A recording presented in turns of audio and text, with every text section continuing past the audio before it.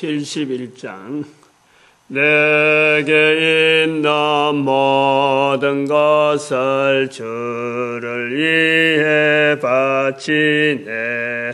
사랑하고 의지하여 주만 따라가겠네. 주께 드리네.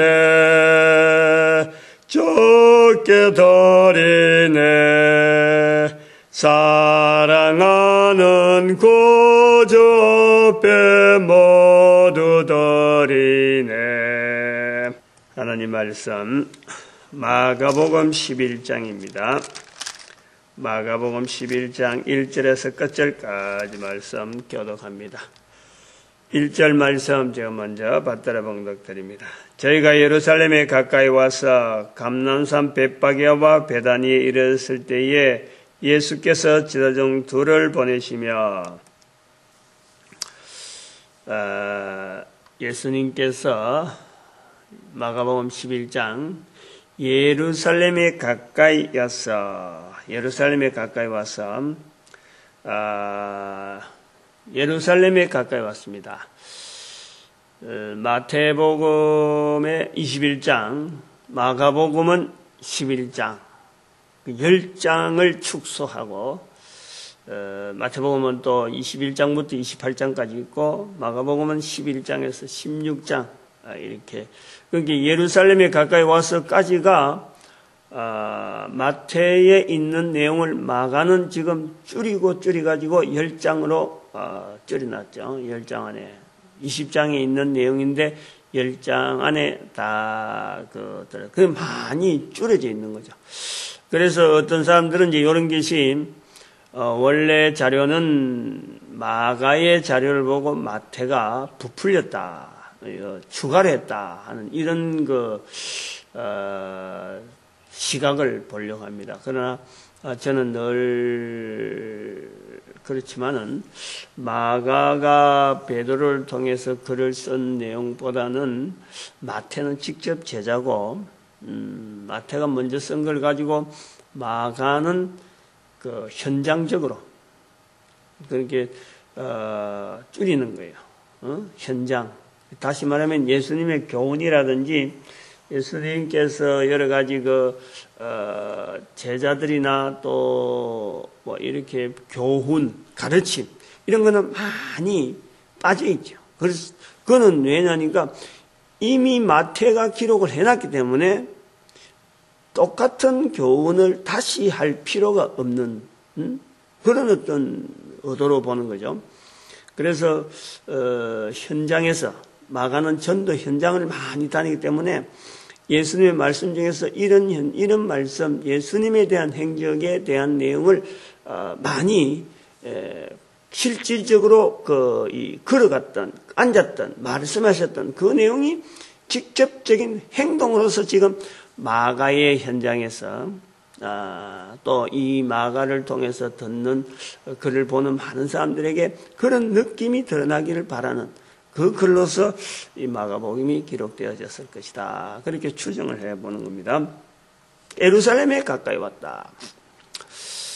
긴장되는 표현인데 이거는 이제 마태복음에서는 뭔지 모르게 예루살렘에 가까이 간다 하면은 뭔지 모르게 좀 이렇게 계획을 하고 썼기 때문에 처음에 의도를 하고 썼기 때문에 뭔지 모르게 좀 긴장감이 있는 이런 느낌이 드는데 여기는 21장에는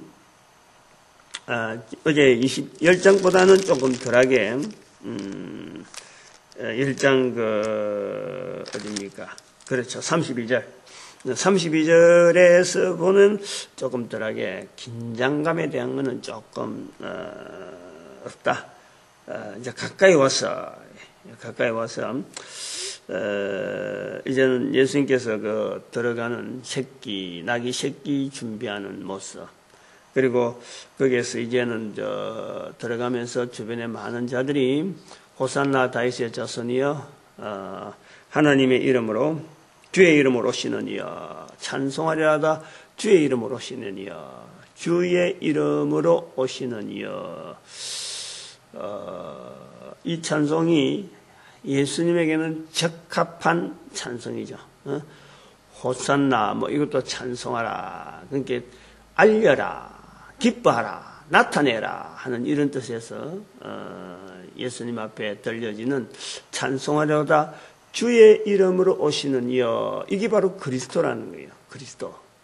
주의 이름으로 오시는 이여라는 이 칭호를 할 수 있는 이스라엘 백성들이 기다리는 하나의 메시아, 그분이 오셨다 하는 것을 지금 나타낸 거죠. 마가복음에서는 이 글을 읽는 자들이 예수님을 어떻게 표현하는가, 어떻게 나타내는가. 그래서 예수님은 그리스도면서 주의 이름으로 오시는 이여라고 분명하게 불림을 받은 그 예수님이시다, 그리스도다 하는 것을 알리는 그런 내용입니다.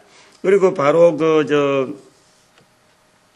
무화과나무 저주 내용이 예루살렘에 오셔가지고 큰 하나의 사건으로 보는 거죠.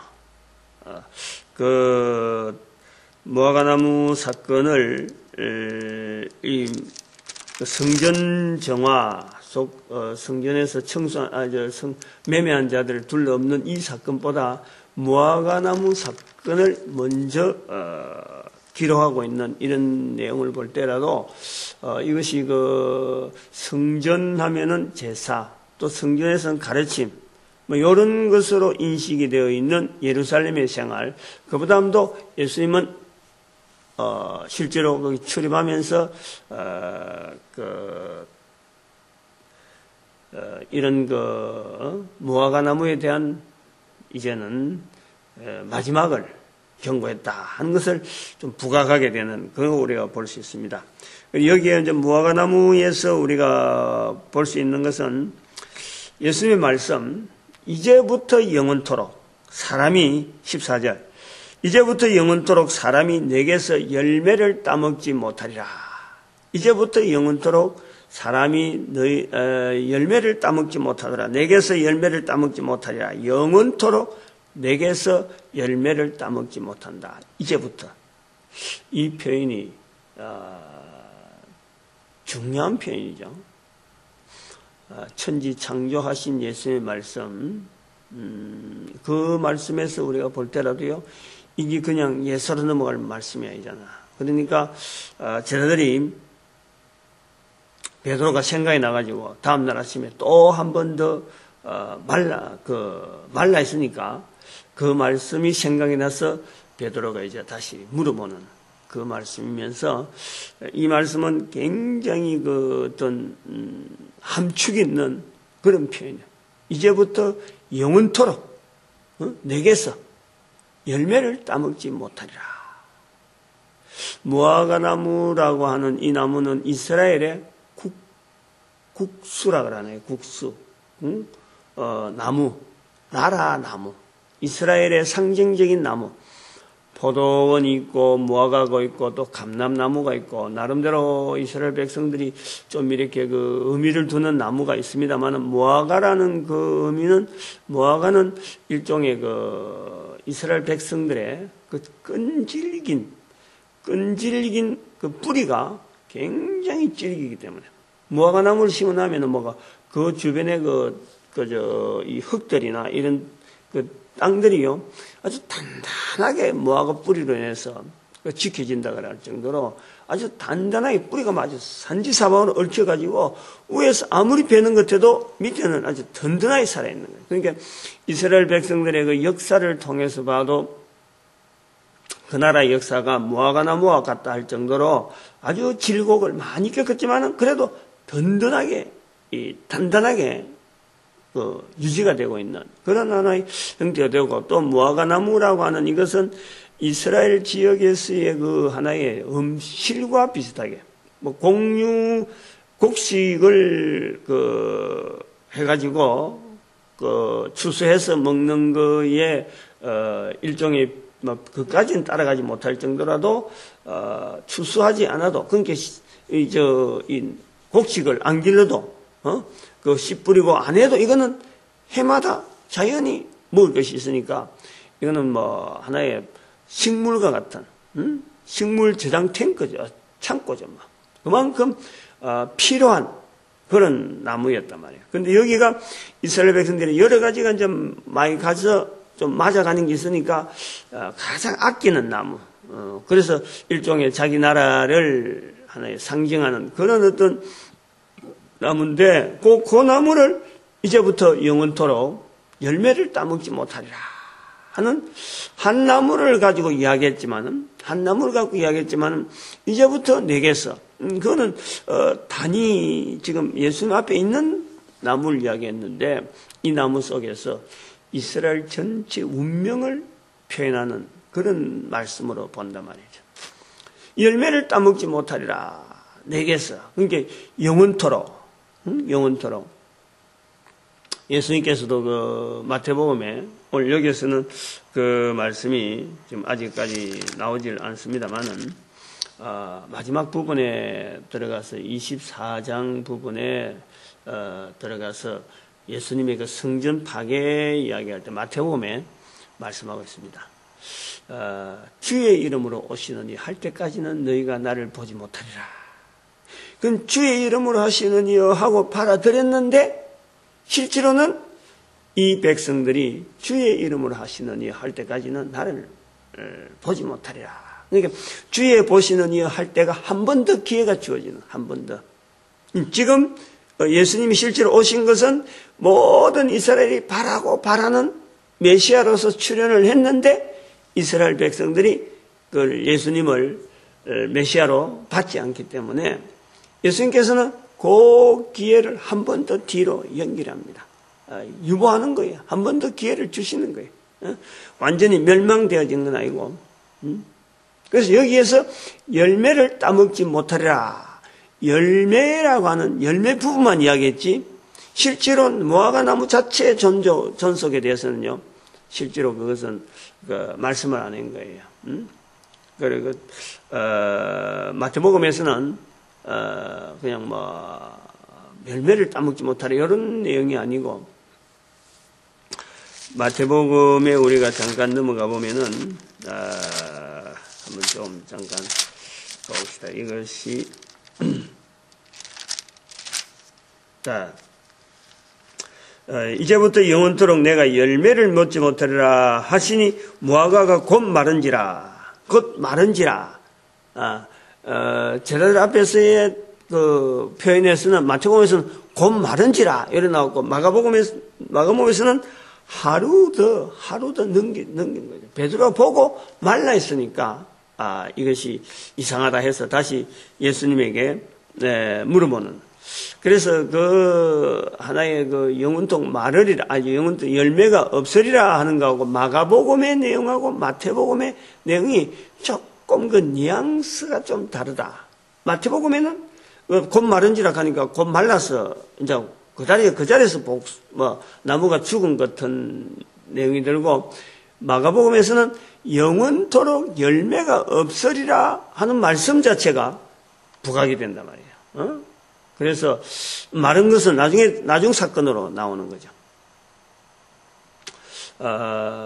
이것을 우리가 좀 생각해 볼 때 말씀 자체에 대한 내용을 갖고 마태나 마가나 이걸 갖고 하는 게 아니고 지금 여기 오늘 마가복음 하면서 이제부터 영원토록 사람이 내게서 열매를 따먹지 못하리라. 즉 무화과 나무 자체는 계속 유지가 되면서 무화과 나무 자체는 유지되면서 열매를 따먹지 못하리라. 나중에 이 무화과 나무는 나중에 주의 이름으로 오시느냐 할 때에 예수님을 다시 만나는 하나의 과정. 그래서 이게 사도 바울도 이런 내용을 갖고 인용을 할 때 유대인들에 대한 유대인들의 나음이 무엇이냐 로마 3장에 말씀을 맡았다. 말씀을 맡았다. 이렇게 표현합니다. 그러면 이 말씀을 맡은 유대인들이 나중에 시기가 나오고 이방인들에게 막 전달되니까 시기가 나서 결국 저들에게도 구원받을 남은 자들에 대한 분명한 숫자가 있어서 하나님께서 구원의 역사는 계속되어질 거고 이 유대인들의 위치가 분명히 있다는 거지. 여유가 아직 완전히 멸절되어지는 그런 그 과정은 아니라는 거야.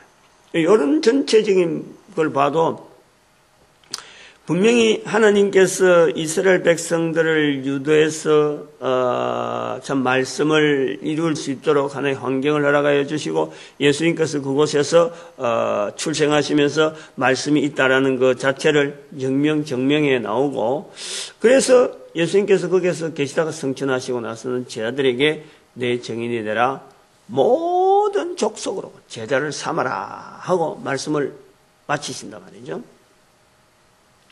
여기서 우리가 이 열매라고 하는 이 부분에서 이스라엘 백성들에게 주지 못한, 이스라엘 백성들이 누리지 못한 이 공백이 있는 거예요. 공백. 다시 말하면 다시 주의 이름 오시느니여 할 때까지 이제는 이 이스라엘 백성들이 손을 못 대는 부분이 있다니까. 예수님이 처음에 오시고 나서 주의 이름으로 오시느니여 라고 하는 그거를 받아들이는 그 시점부터 다시 오시는 예수님, 주의 이름으로 오시느니여 할 때 그 기간의 공백. 다시 말하면 예루살렘에서 예수님께서 십자가에 죽으시고 성천하시고 난 뒤에 재림으로 오시는 이 사이의 공백의 이 기간에 이스라엘 백성들이 하지 못하는 일, 그것이 열매라는 거예요. 그 열매. 그 열매가 그것을 하기 위해서 열매는 예수님께서 간단하게는 내 증인 되라. 또 그 마태복음 28장에서는 모든 족속으로 제자를 삼아라. 마태복음 25장에서 말씀은 24장에서 24장의 말씀이죠. 24장의 말씀에서는 그 천국 복음이 모든 족속에게 전거되기 위하여 모든 나라에 전파되리니, 전파될 때 바로 이 마지막, 그때가 바로 마지막이다. 마지막이고, 마태복음 또 10장 32절에서는 사람 입에서 예수님 이름을 시인하는 요 일을 하게 만드는, 사람마다 입에서 예수 그 이름의 말을 시인하게 만드는 이 일. 그래서 빌립보서 2장의 9절에서 이하에 모든 이름 위에 예수 이름을 가장 높은 이름을 두고 예수 이름을 부를 때 구주라고 부르고, 그 다음에 주라 부르고, 예수 무릎 앞에 무릎 꿇게 만드는 이 일은 반드시 되어질 일을, 이미 말씀하신 말씀 자체가 되어지는데, 그 되어지는 일 자체 하는데 이것이 이스라엘 백성들이 배제가 된다는 거예요. 이스라엘 백성들. 그 역사가 지금 2000년이라는 세월을 우리가 봤잖아요. 지금 1945년인가 1945년 5월인가 이스라엘 백성들이, 그때까지 흩어져 있던 이스라엘 백성들이 이제는 나라를, 국가를 찾아 나오냐. 그때 흩어졌죠. 예수님 계실 때부터 70년, AD 70년에 예루살렘 멸망하고 난 뒤에 2000년이라는 세월 동안 이스라엘은 전 세계 흩어져서 저들이 무엇을 하는지 알 수 있는 사람이 없을 정도로 그냥 구석구석에 살아남기 위해서 뿌리 강한 그 무화과 나무처럼 막 사람들에 있는 그 밑으로 이 땅에서 이렇게 뭐 흔적은 보이지도 않고 밑으로 뭐 땅 밑에 생활처럼 뿌리 깊게 하다 오늘날에 있는 그 은행, 오늘날 경제의 발전, 경제적으로 지금 뭐 은행의 구성이라든지 뭐 주식 투자라든지 이런 모든 일에는요, 모든 것이 이탈리아에서 있었던 그 유대인들의 그 움직임, 살아남기 위한 몸부림, 그 사람들이 자리에 딱 앉아서 책상에 앉아 있는 책상, 의자에 앉아 있는 그 방크, B-A-N-C, 라틴어에서 나오는 말로서 그것이 영어로 이제 뱅크가 돼가지고 은행이라 하는, 신용이라 하는 아주 대명사적인 그런 구실로서 있단 말이에요. 이 구조가 될 때까지 지금 유럽이면 유럽, 미국이면 유럽, 이 조직의 그 결탁이라는 건요, 대단하죠. 그러니까 미국이 이스라엘에 뭐 한다 하면 꼼짝 못하는 거예요. 이런 서방 국가와 관계된 이 자본 세력에 대한 그 밑바탕에 깔려 있는 대단한 그 저력, 그것이 오늘날 유대인들의 그 국권 회복하는데, 국가적인 조직을 갖추는데 하나의 밑받침이 되어지는 그때까지 바닥에서, 땅 속에서, 무화과처럼 땅 속에서 살아왔는. 근데 그게 2000년 지난 지금에 나타나는 거 아니에요. 근데 그렇지만은 아직까지 예수님 말씀하는 열매에 대해서 어느 민족에게 주었다 하는 그것이 없단 말이에요. 유대인들이 분명히 못 받은 건 사실인데 2000년이 지난 지금에도 보고 앞으로도 말씀에 의하면 얼마나 더 예수님 오실까지 있을지 모르지만 그랬는데 이 열매를 맺히기 위한 민족, 이 민족, 이것이 있다. 저 아침에 그걸 좀 하려는 거죠. 우리 민족이 되어지길 바라는 거죠. 우리 민족하고 이스라엘 민족하고의 그 어떤 무화과나무적인 그 뿌리에 대한 이런 연상을 하면요, 우리 민족도 한 민족으로서 이렇게 이스라엘 백성은 2000년의 세월이 완전히 땅 위에는 없잖아요. 그런데 우리는 땅 위에 민족이라는 단위를 가지고 있으면서 이 또 어떤 그 기둥이 유지가 되면서 받은 그 핍박, 한민족이 유지되기 위해서 그 주변의 수많은 국가 간의 그 갈등들 이 속에서도 견뎌 나온 이 모습이요. 이스라엘 백성들은 흩어져서 땅 속에서 저 밑바닥에 작용한 것 같지만 우리는 이게 둥지가 보이면서 그 고통당한 그 세월이 한민족을 유지하기 위해서 보낸 세월이요. 이게 만만한 일이 아니에요. 이런 속에서 분명히 하나님께서 우리 민족을 쓰시려고 하는 우리 민족의 입에서 나온 말이 있다니까, 말. 그게 홍익인간이에요. 홍익인간 배달민족. 이 배달민족이 오늘날 배달하면 뭐예요? 택배. 택배가 문화가 발달하고 있잖아. 또 무슨 뭐 짜장면 배달, 뭐 음식 배달, 안 그러면 무슨 식료품 배달 갖다 주는 거 아니에요? 갖다 주는. 배달민족, 복음의 배달민족, 홍익인간, 모든 사람을 이롭게 하는, 인간을 이롭게 하는. 이 다니엘서 12장 3절에 많은 사람을 옳은 대로 인도하는 자. 저는 그렇게 생각이 구조가 갖고 있어요. 그래서 새벽마다 우리 민족이 하나님 앞에서 이 일에 위해서 쓰임받자고 새벽마다 부르짖는 거예요. 새벽마다. 많이 부르짖는 건 아닌데 이래 부르짖는 걸 통해서 하나님은 언젠가는 빛을 나타내실 것이다. 그래서 우리 민족이 또 이런 게 이제 구체적인 것으로서 일십기부운동, 일십기부국민운동, 일십이라는 건 11조란 말이에요. 11조. 11조를 다른 사람 앞에 기부하라. 교회로 주는 게 아니고 자기가 하는 생업에 여러 가지 다른 사람을 생각하는 거예요. 일을 하면서 일할 수 있는 능력 주신 하나님, 코로 숨쉬게 하신 하나님, 그리고 11조를 통해서 이 사회를 든든하게 만드는 거예요. 11조. 이 기부하는 문화를 통해서. 그래서 남북한의 통일 문제, 만주 땅의 회복 문제 이런 게 전부 다 하나의 국민적인 이 운동으로 통해서 이 자금이라든지 이런 게 탄탄한 조직을 가지고 쓸데없이 아무데나 유흥비 막 쓰고 그러지 아니하고 다른 사람을 위해서 참 기부를 하는 건요. 이 금전 문제에 대해서 굉장히 탄탄해지는 거예요. 아주 건실해져야 되고 이게 보통 일이 아니에요. 그냥 뭐 대충 해갖고는요. 절대 너한테 기부를 할 수 없습니다. 할 수 없는. 이 기부 문화는 정신적으로나 목표가 분명해야 되고, 그리고 이 만지고 있는 내가 말하고 있는 내가 수입을 만들고 있는 모든 환경을 다 내게 주신 하나님께 영광 돌리는, 만드신 분을 인정하지 않으면요. 이 11조 이 기부가 어려운 거예요. 그래서 그거를 해서 결국 우리 구조적인 이런 일식기부운동 이 구조를 왜 하느냐. 전 세계 하나님 앞에 쓰임받는 이 열매 맺는 국가로서 하나의 민족적으로 역사 가졌던 그 수많은 질곡의 그 세월들이 이때를 위해서 준비해 놓으신 하나님의 때인 줄 알고 이 무화과나무 비유를 그래서 제가 상당히 중요하게 보는 하나의 그 상징적인 우리 민족과 더불어서 이스라엘 백성들이 못 가졌던 부분에서 우리 민족이 가지는 이런 부분에 상징적인 부분을 보고 있는 겁니다. 그러니까 17절에 그렇죠. 내 집은 만민의 기도하는 집이라 칭함을 받으려 하지 않았느냐. 너희가 강도의 구례를 만들었다. 연결되어지는 거예요. 그 무화과 사건하고 바로 왜 너희들이 그러면 열매를 못 맺는 자가 되느냐? 바로 대제사장들이 만민의 기도하는 집을 강도의 구례를 만들었다.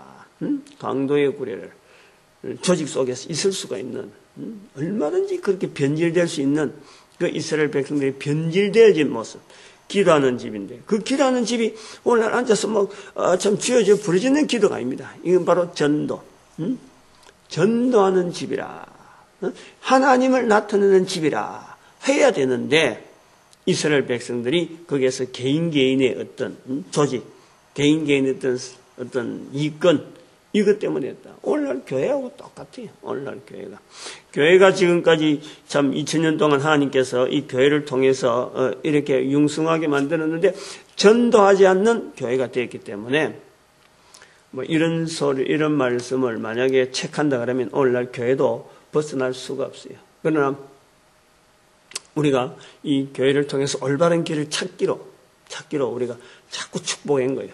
그래서 교회가 전도를 하나 되어지고 성도는 오로지 전도해야 된다 하고 아침에 새벽마다 우리가 세 가지 기도를 늘 한 거죠. 세 가지 기도. 첫 번째는 성도는 전도하는데 일단 한번 이걸 알았으면은 절대 끊치지 않고 죽을 때까지 예수 이름을 입에서 자꾸 내뱉는, 자꾸 증가하는 한 분해가 되는 게 아니에요. 이거 구조적으로 그래요. 그 다음에는 교회는 이런 교회 저런 교회 교회를 세울 게 아니라 세워가지고 갈라지고 그럴 게 아니라 오직 예수 그리스도를 나타내는 곳은 다 교회라고 부르고, 절도 교회로 바뀌어져야 되고, 천주교도 올바로 하나님을 인정하면서 예수 그리스도를 전하는 것에 몰두하는 국가적인 어떤 국내에서 어떤 이런 활동이 되어야지. 괜히 바티칸에 영향받아가지고 바티칸의 어떤 이 명령에 따라서 움직이는, 그건 종교도 아니고 국가 정치가도 아니고, 이거 애매한 이런 색깔 버리고, 인도의 이런 여러 가지 종교적인 모습이라든지, 무슬림의 이런 여러 가지 신도 다 같이 어떤 교회라 할 때는 이 하나님 앞에서의 우리 인간의 근본적인, 죄인된 모습을 분명히 고백하고 예수를 통해서 구원되는 이런 그것을 분명히 인간들에게 적용시켜서 이것을 하나님을 나타내는, 나를 만드신 하나님을 나타내는 이런 일에 교회가 모든 걸 다 교회라고 불러서 하나 되어지도록 만드는 것. 그리고 우리 민족은 국가적으로 이런 모습을, 국민적인 이런 어떤 활동을 통해서 모든 나라에 하나의 기감이, 국가적인 형태로서의 전쟁도 없으면서 또 경제하고 좀 어려운 그런 구조로 갖고 너무 나설 게 아니라, 너무